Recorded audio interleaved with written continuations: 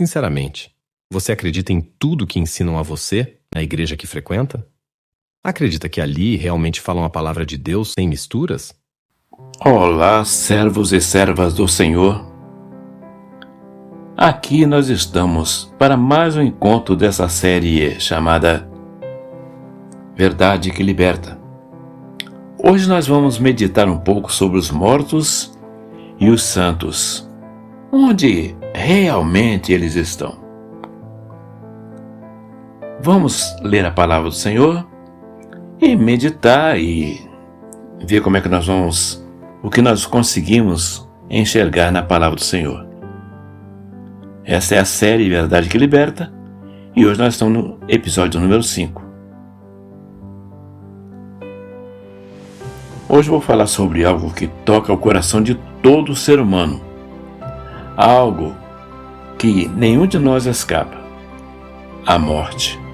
Quando alguém que amamos parte, queremos acreditar que está bem, que está em paz, que está olhando por nós.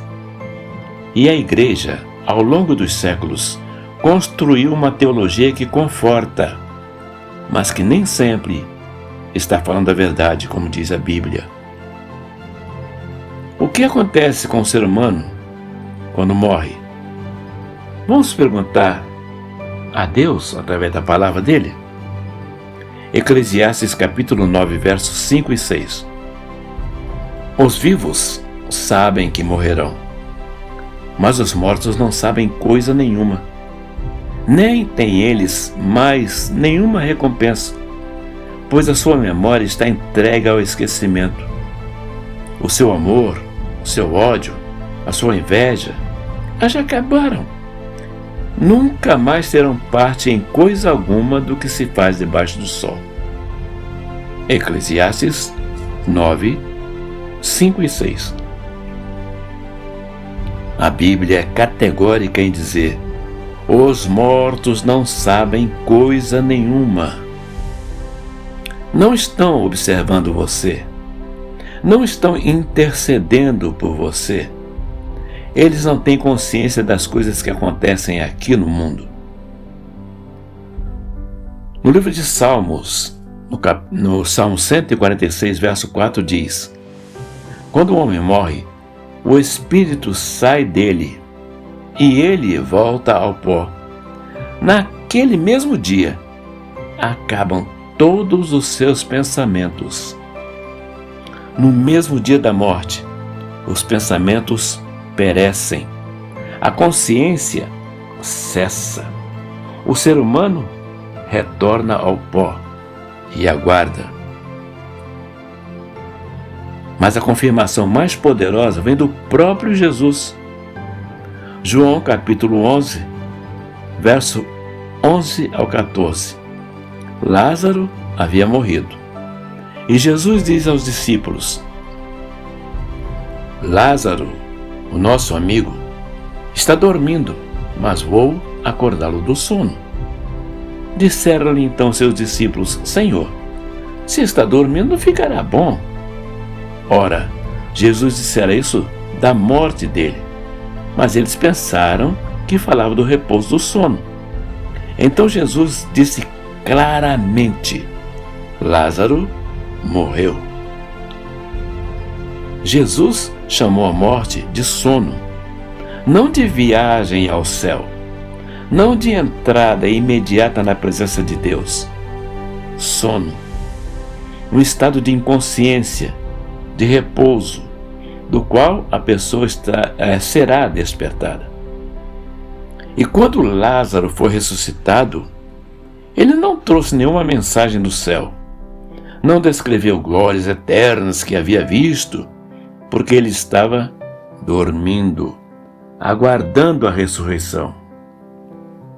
E aí está a verdadeira esperança cristã. Não na imortalidade da alma. Que isso? Não. Esta questão de imortalidade da alma é um conceito grego de Platão. Não é bíblico. Então, a verdadeira esperança cristã não está nessa de alma imortal, mas sim na ressurreição. Ressurreição.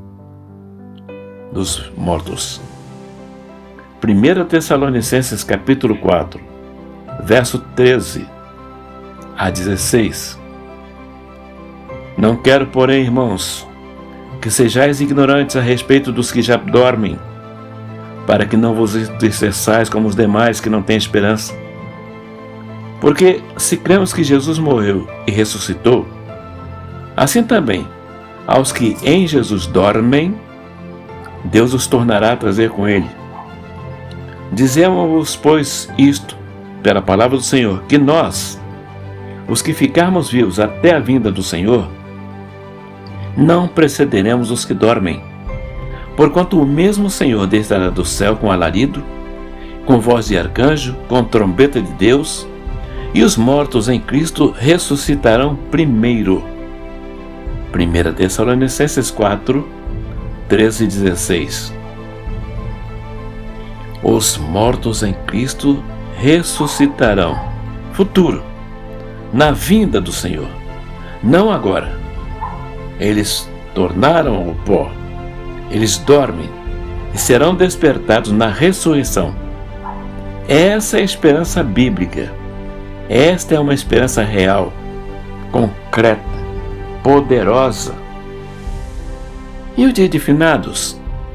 A prática de visitar túmulos, acender velas, orar pelos mortos, tem origem direta das religiões pagãs romanas, especialmente a festa dos Lemúria, quando os romanos faziam rituais para aplacar os espíritos dos mortos.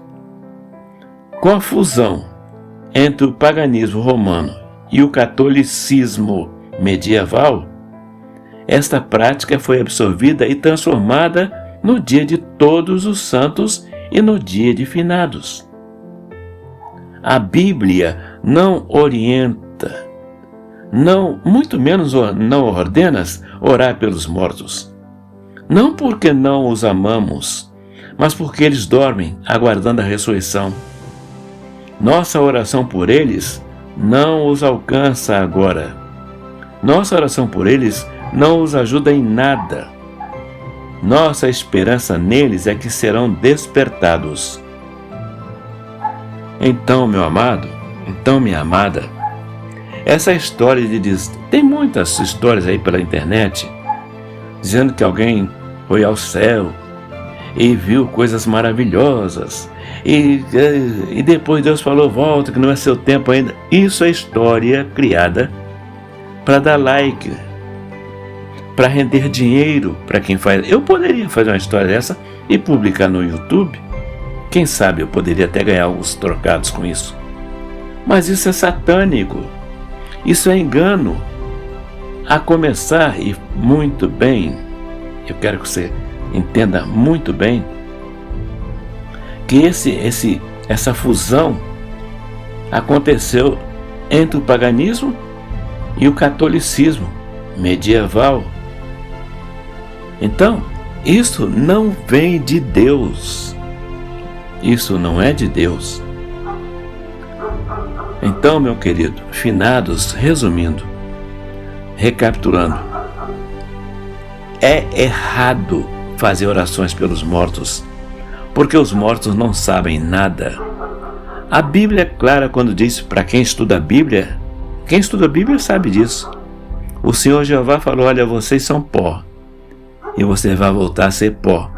Pergunto a você, no livro de Gênesis, Deus falou, olha, um pouco de vocês é pó, vai voltar para o pó, e um pouco de vocês vai para o céu, vai para o inferno? Não, a Bíblia não diz isso. Ele diz, também não diz parte de vocês, ele diz, você é pó, tu és pó, e ao pó tornarás. A Bíblia não ordena orar pelos mortos. Orar pelos mortos está mais para feitiçaria. Pedir bênçãos a mortos é quase pedir bênção a demônios. É quase a mesma coisa. O engano é o mesmo. Então, no próximo dia de finados, se você estiver vivo ou viva, pense bem. e haja como um servo, como uma serva de Deus. Finados não tem dia. Finados não tem nada. Finados é pó. E ao pó tornaram. Vamos continuar estudando a palavra do Senhor? Tem muita coisa que nós podemos estudar. Olha, no próximo episódio vamos falar de um tema que tem sido usado para justificar comportamentos e que divide alguns estudiosos bíblicos há séculos. Nós vamos ler um pouco, aprender um pouco sobre o vinho. O vinho da Bíblia era realmente alcoólico? Será? Ou será que era tangue? Ou que suco? Vamos examinar isso. Será que a Bíblia, quando diz vinho, ela está dizendo refresco? Suco? Ou será que é vinho mesmo que embebeda? Nos veremos na próxima semana. Se você tiver paciência e curiosidade e vontade de aprender a palavra do Senhor, nos veremos na próxima semana. Até lá, fiquem em paz.